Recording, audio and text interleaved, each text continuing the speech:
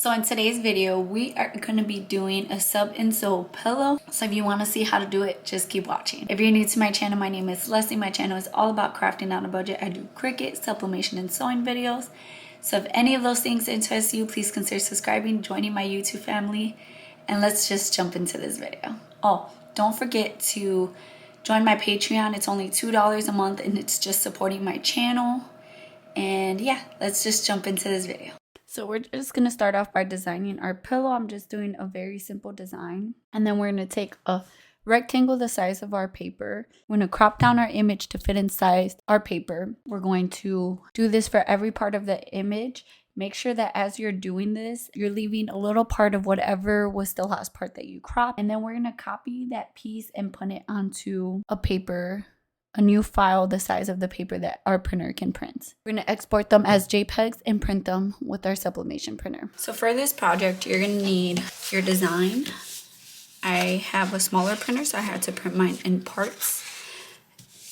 And I'm going to use some scissors to trim that down. You need some heat tape, some polyester fabric. I'm going to use fleece fabric just because that just sounds nice and comfy. You can use any type of polyester fabric you want for this, really. And then you're gonna need your heat press, some butcher paper, and your sewing machine. You will also need some polyfill. You can get this at Walmart or Joann's or your craft store. It's really inexpensive for this 16-ounce bag. It's only like $3 something, like about $4 at Walmart. You're also gonna need some clips or pins. These come in handy. That's all you're gonna need for this project. Oh, and a lint roller. We're going to start off by prepping our design.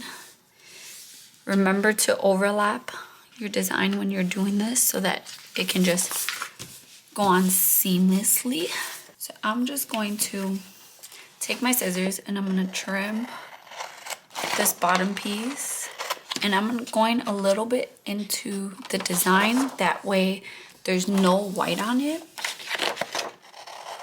And it just helps so that when I press it, you won't know where the line was at. Okay, so now that I've done that, I'm gonna take my design. I'm putting this one on top. And I'm gonna bring this one. It's kind of like a puzzle piece. You just gotta put it where it fits. And then I'm gonna take some heat tape. And I'm gonna take this side just so that it doesn't shift while I'm fixing the other side. So you just gotta match it up. And then I'm gonna take the other side. And then I'm gonna carefully just lift it up. And now I'm gonna tape along this seam right here.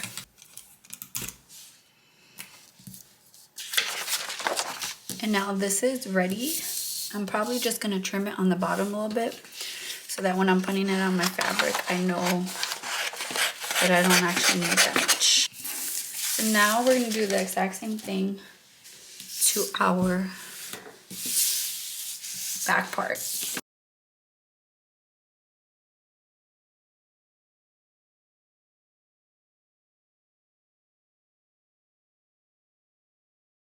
So now our designs are ready.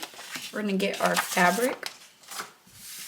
And this is where you wanna make sure you have your lint roller.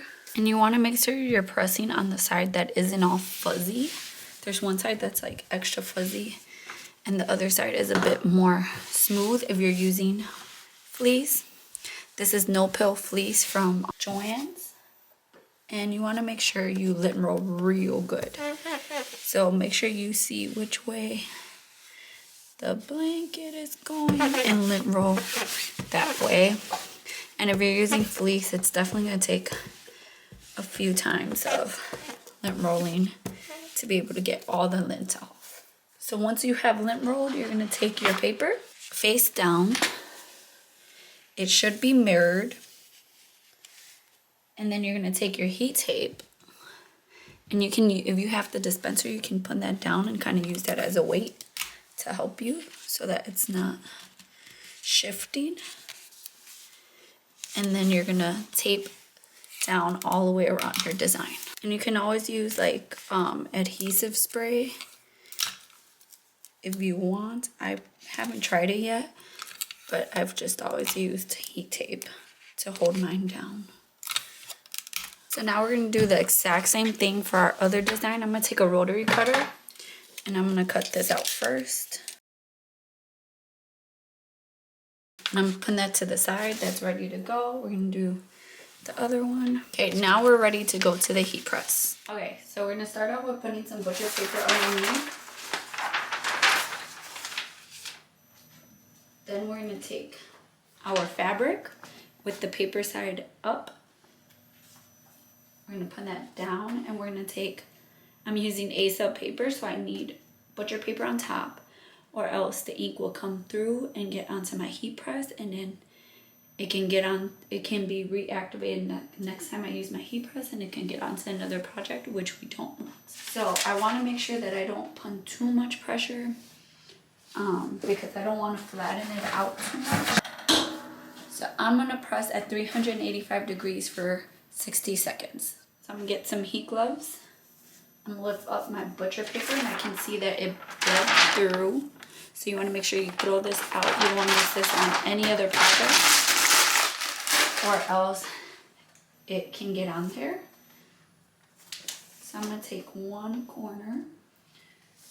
I'm gonna lift it up gently, and then I'm just gonna start peeling off my design. So this is how it looks. So now I'm gonna do my other piece because the fabric is pretty thick. It didn't bleed through, so I'm gonna leave the same paper. I'm gonna put my fabric down, fabric side down, paper side up, and some butcher paper, and then press again at 385 for 60 seconds. And I'm doing pretty light to medium pressure. Again, we're gonna throw out the butcher paper that is on top.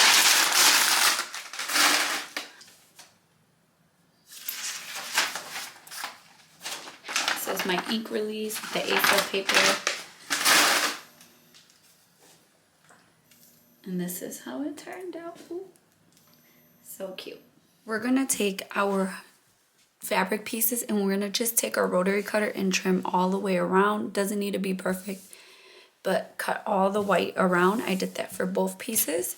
Now we're gonna put them pretty sides together so the designs facing each other. And then we're gonna take some clips or pins.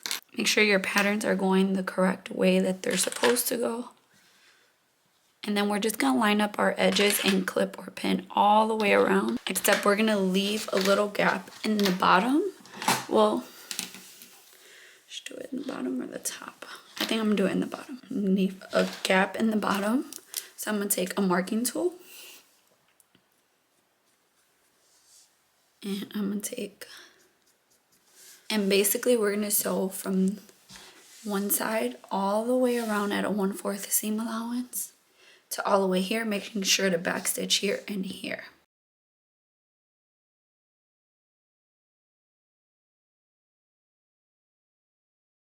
Okay, so now we're gonna take it to our sewing machine and we're gonna start off at the bottom marking right there. So I'm gonna switch my foot to a 1/4 seam allowance foot, and don't forget to backstitch at the beginning of that.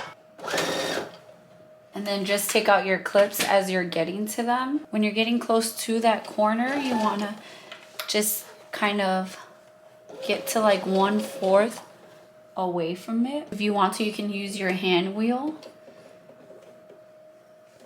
and just slowly make your way to the corner. And then you're gonna leave your needle in. Make sure your needle is down. Lift up your presser foot and turn your fabric.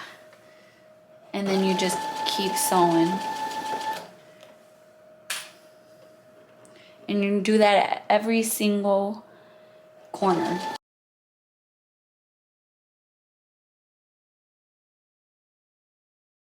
Okay, so now we're starting to get back to where we started. So once we get to that line, we're gonna backstitch.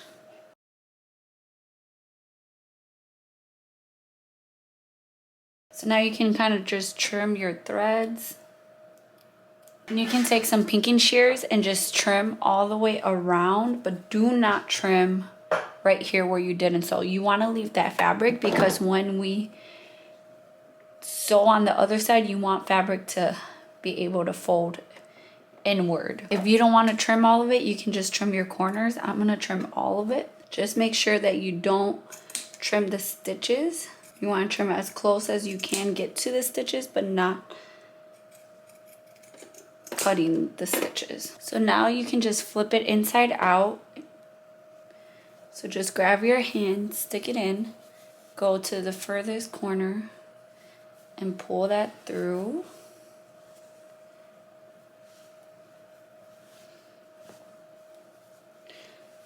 Gently, you don't want to rip out your stitches. Then you can take something like a chopstick, something that's not going to be super pointy, and just kind of work out those corners. And I'm just going to do that for all of them. You want to make sure you don't make a hole in your fabric, just very gently. Also making sure you don't have any holes in it, like you didn't miss anything. And now you're finished now that you've closed off that pillow.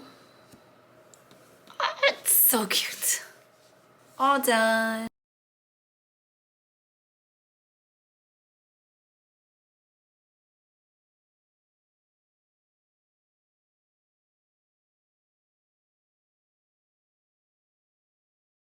So I really love how this turned out. It's so cute. My daughter's gonna love it.